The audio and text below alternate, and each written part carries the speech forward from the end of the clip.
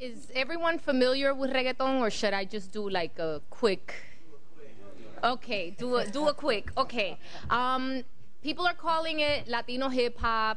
Some people say it's this mix of reggae and hip hop and salsa and merengue. There's different ways that people are describing it. It's been around for like more than 10 years in Puerto Rico, in Panama, in Spanish. Let me just say that, in terms of the Spanish version of this. And it's being billed as the new Latino take on hip hop.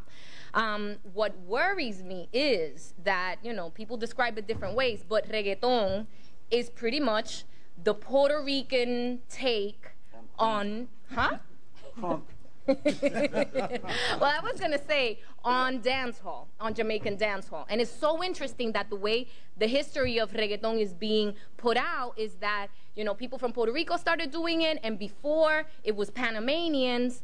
So it's this Latino thing. And it's this Latino thing separate from the black thing.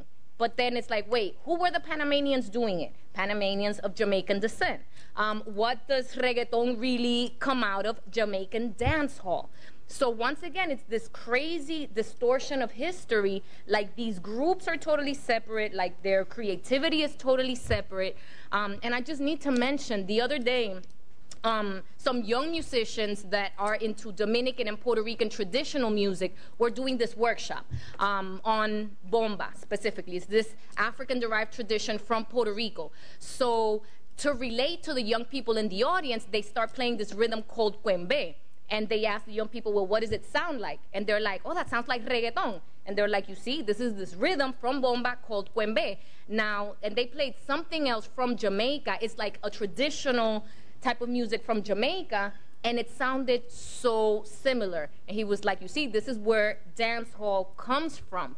So even though Puerto Ricans are adopting Jamaican dancehall to turning into reggaeton, really all these islands have parallel African-derived traditions.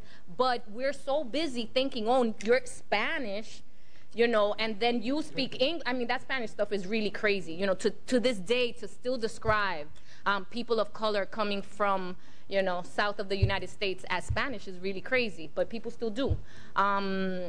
So to me, it's distressing that reggaeton is being used as yet another tool to perpetuate separations and misconceptions. But then again, there's artists within reggaeton, unfortunately very few of them, but Tego and Don Omar are two notable exceptions that are trying to break away from that. But once again, Latin American racism comes to the fore because whereas in previous years, reggaeton used to be dominated by young black Puerto Rican men, I'm talking about the Puerto Rican context, who's becoming really popular?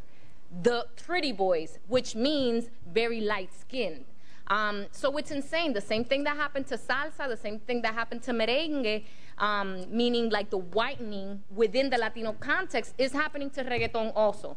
So it's just distressing on many different levels. Thank you.